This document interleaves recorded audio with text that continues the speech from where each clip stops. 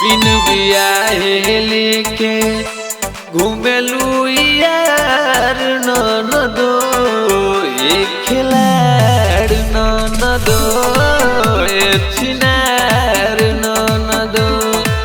भूली गईलू अबही बाड़ू तू कुंवार ननदो, एक छिनार ननदो, एक खिलाड़ ननदो।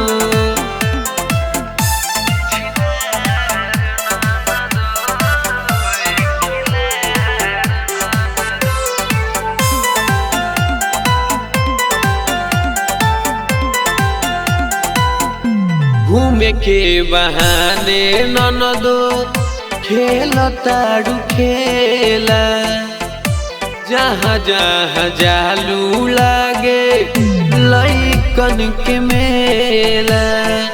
लौकेला जाली तू घारी के चलेलू, तिरछी नजरिया से वार तू करेलू। चोली ढील भइल ढोढ़ी बाऊ घार ननदो, एक खिलाड़ ननदो, एक छिनार ननदो।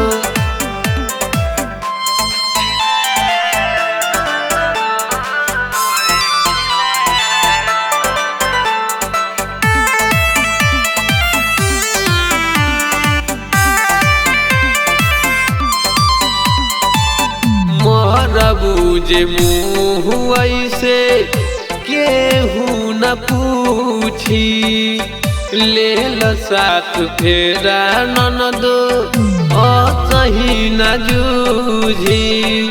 इंद्र रमेश राजू केहू न बूझी, मार्केट में जाके हला रोज करेली। जब से कोइले बाड़ू रहुला से बिगाड़ ननदो, एक खिलाड़ ननदो, एक छिनार।